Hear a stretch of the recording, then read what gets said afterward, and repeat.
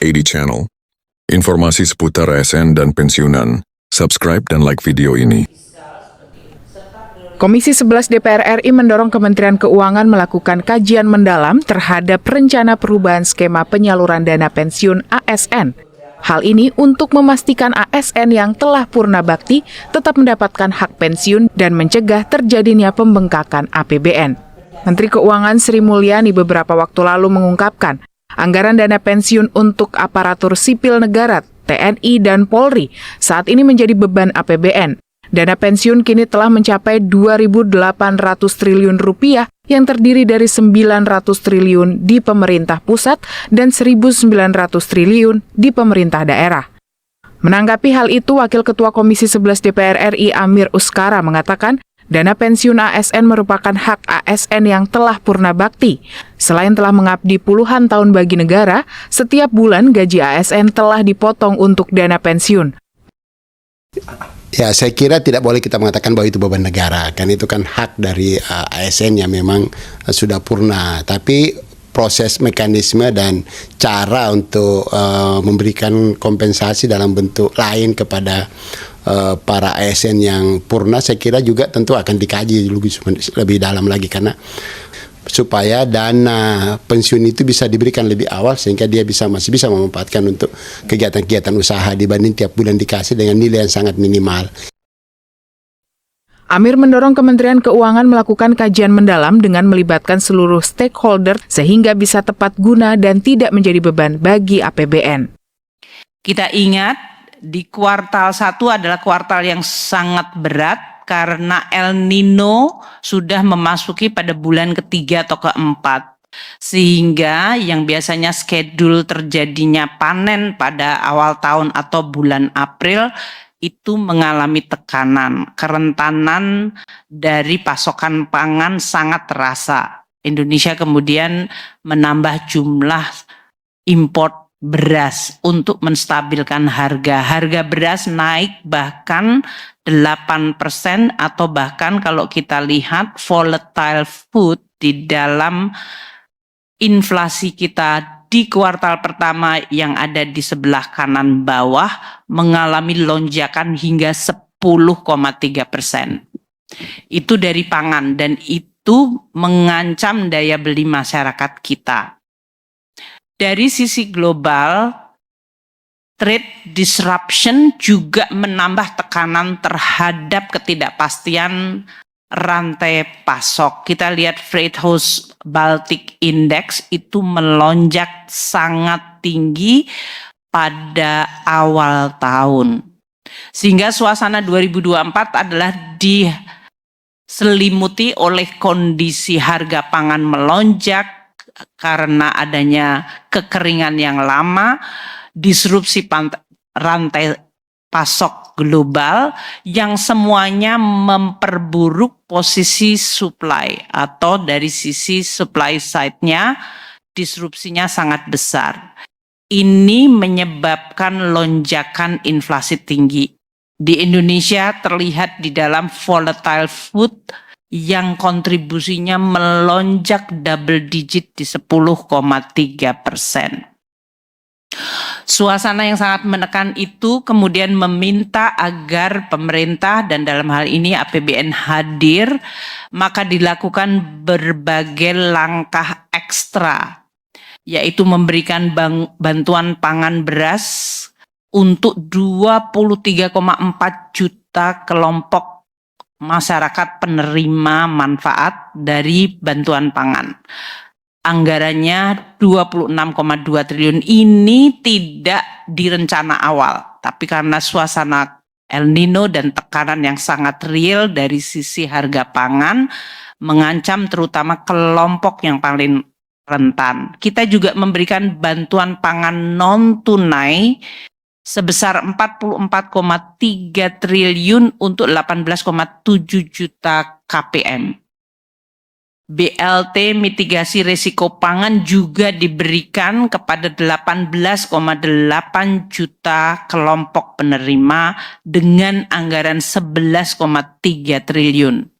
Dan kita terus menstabilkan harga pangan dalam hal ini terutama beras dengan stabilisasi pasokan harga pangan atau SPHP yang membutuhkan dukungan anggaran 1,78 triliun.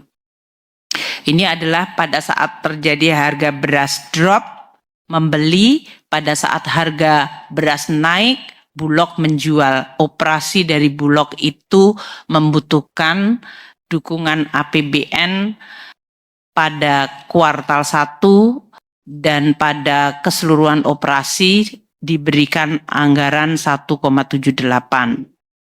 Kita juga semua ingat di kuartal 1 adalah kuartal diselenggarakannya pemilu, maka belanja operasional pemilu mengalami lonjakan untuk pelaksanaan pemungutan suara 33,3 triliun pada kuartal 1 saja. Kita semua tahu nanti anggaran pemilu saya sampaikan keseluruhan. Dan pada kuartal 1 kita juga membayarkan tunjangan hari raya untuk ASN dengan nilai 100% dari tukinnya. Ini anggarannya 31,4 triliun untuk ASN aktif dan untuk pensiunan 22,7 triliun rupiah.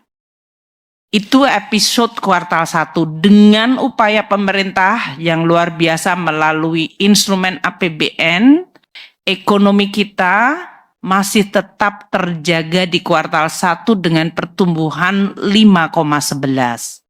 Konsumsi rumah tangga tumbuh 4,91 meskipun tekanan bertubi-tubi dari sisi harga pangan dan dengan stabilisasi yang kita lakukan terutama dengan instrumen fiskal dan stabilisasi harga, kita tetap bisa menjaga konsumsi rumah tangga tumbuh 4,91.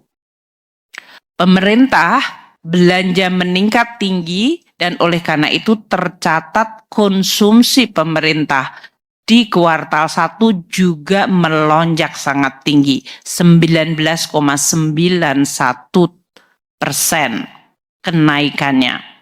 Ini tentu ada faktor pemilu tapi juga karena adanya extraordinary langkah tambahan luar biasa untuk menstabilkan atau melindungi masyarakat pada saat tekanan luar biasa tinggi akibat El Nino, akibat geopolitik dan disrupsi rantai pasok.